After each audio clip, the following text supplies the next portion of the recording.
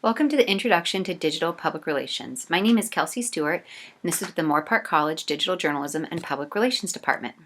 What is public relations?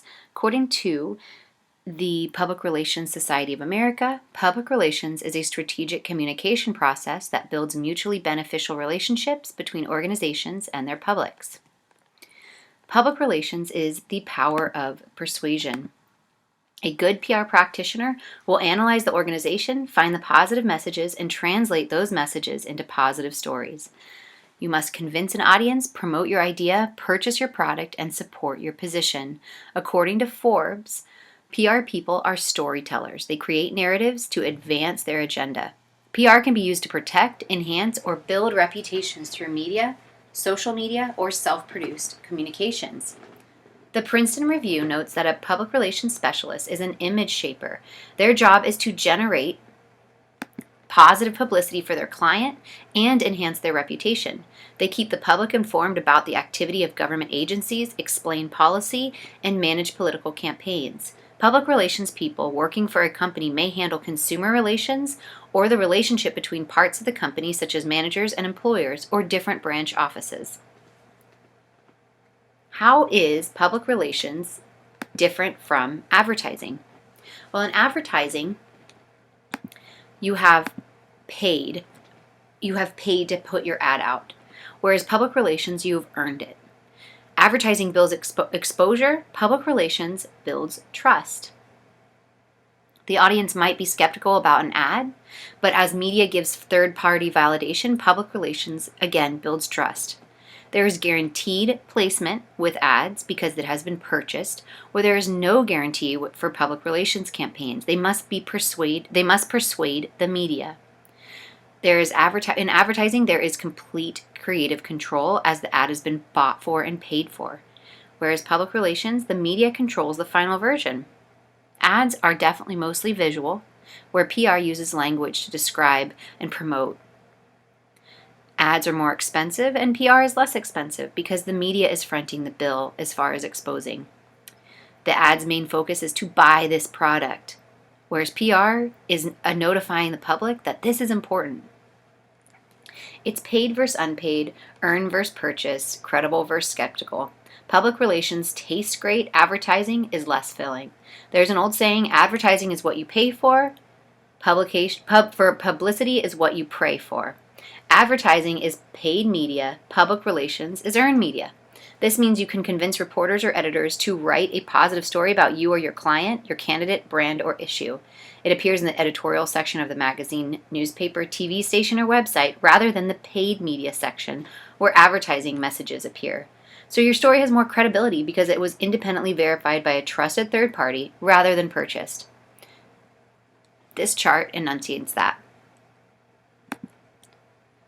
There are two main focuses of public relation firms and specialists. One, they either create a story, or two, they follow a story. The idea is traffic, audience, and breadth of coverage.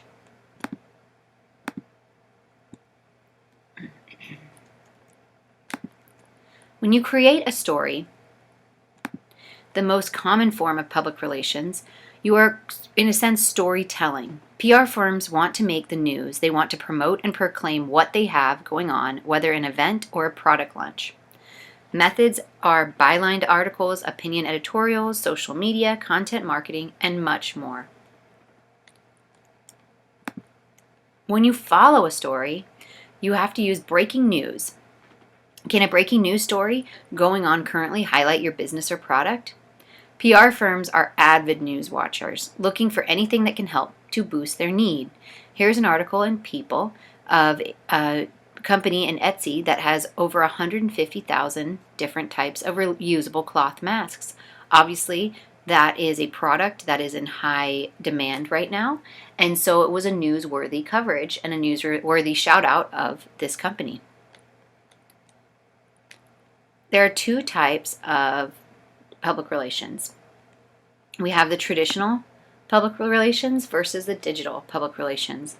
Digital PR is a strategy used to increase brand awareness using online methods, whereas traditional PR was prior to online. Think of the windshield wipers flyers that you would see on your cars, or door-to-door ads or mail ads.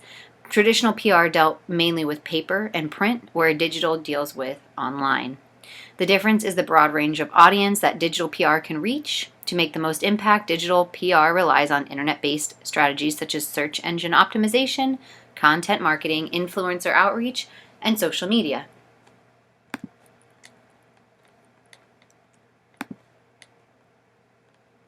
With digital PR, there's constant communication with companies and their audiences. Twitter is a great example of this.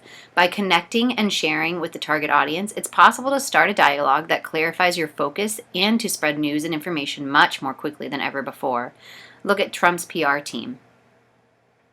Think how much work they have to do. Their job is to create a certain image, a certain brand, and to back that up and protect it. Digital PR specialists use a wide variety of tactics to improve a client's web presence. They prepare online press release, they build relationships with online journalists and bloggers to generate online press conferences. They arrange businesses profiling, organize online reviews and interviews, and they ensure press releases are optimized with relevant links to back up the website, product, or campaign launch. Think of all of the Democratic and the candidates for the presidential election, as well as President Trump going back into the election process, and how much PR is needed. There are continued trends for digital PR. There are influencer marketing and blogger outreach to attain mention on influential social media accounts and blogs.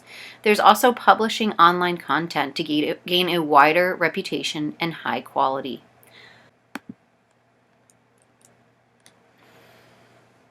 The goal for digital marketing is to boost website traffic, improve search engine optimization, establish you or your product or your company as an authority in your niche, and generate leads and sales. Lastly, they want to improve your brand image and increase trust. If we are speaking on a campaign trail and we have a PR team backing up Biden or Trump, then the idea is to improve an image, a branding image of their campaign. So the America First rallies, Biden's approach, Biden's platform, who he's catering to, his demographic, all of this will lead to him or President Trump becoming an authority in their niche, in their Republican Party or their Democrat Party, or whatever type of ethnicity or demographic they're trying to reach with their message. They establish themselves as an authority. They then improve their search engine optimization, which their PR teams will work heartily at in regards to keyword research and launching campaigns that draw in traffic to their actual website, to their campaigns, to news articles about them. They want to generate not necessarily sales, but campaign support.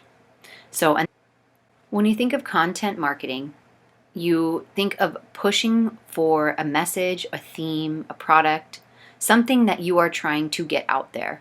Marketing is, in regards to content, means that you are writing something that's going to be pulled up on different search queries for SEO optimization.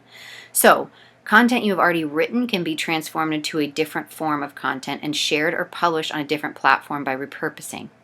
For example, a single blog post can be expanded with new information and added and repurposed into several other types of content. An example would be an infographic, a guest blog post, an article in the local newspaper, an article in a trade publication, a LinkedIn news update, or a short video. These 6 or 7 examples of different digital media platforms where you're repurposing the same message is giving a full-fledged attack, so to say, on getting your message, your product, your campaign out there on all different platforms. So you're reaching a broader audience. You're also overwhelming the web from different perspectives, in a sense, to just get the word out to as many people as you can. One of the surest ways to get your material out to launch your product or your campaign or your event is to create a press release. An effective press release helps you to boost your brand, image, and shape public perception through an informative official statement with facts to counter any negative publicity. Do you need a press release? When you have newsworthy content.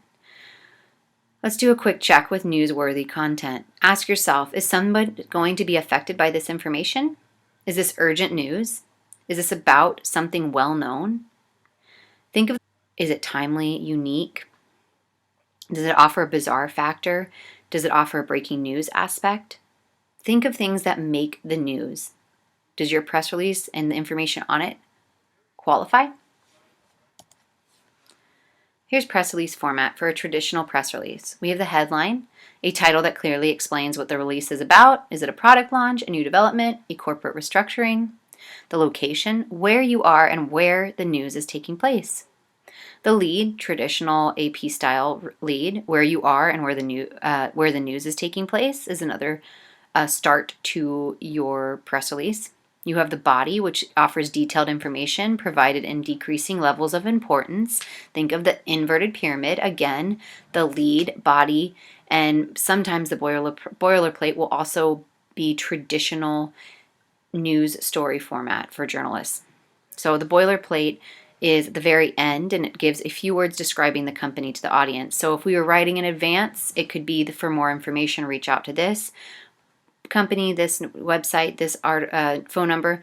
But the boilerplate in regards to press release format will give a little bit more about the history of the company, a little bit more of where they, how long they've been around, their demographic that they reach, what their goals are. Just a really quick stamp of kind of who the company is that's promoting this press release. At the very end, you'll give the press contact. That is always the public relation manager, specialist, whoever is in direct content, whoever created the press release, whoever got the quotes that will be in the bodied paragraph. That's your media coordinator, communications executive. It just depends on the company writing the press release. Example of a traditional press release. We have the company up here that announces the release of, in this case, a product. You will have stamped right here for immediate release in all caps within the center. You have the city and state. The company and corporation is proud to announce the launch of blank product or the releasing of this video movie or the upcoming event. A brief description of the product launch campaign, that will, and the aim of it. Then you're going to say the product will, more details about it, quote from someone high ranking involved with the product. Again, this is very similar to an advance, highlighting the impact it will have and why they made it the product. Then you give additional technical information and details regarding the product's features. Why is this different from earlier versions? What was the draw into creating this product? What was its goal? What's its main feature? Stuff like that. You're going to give pricing, availability information. If it was an event, here you would give ticket sales and where to purchase them and so forth. Then the boilerplate will be again a reiteration of the company or corporation that's launching this event or product or campaign. And at the very end, you will put for the press contact information. So if you were writing the press release, obviously you would put your information and your title would look something like public relations specialist or media correspondent.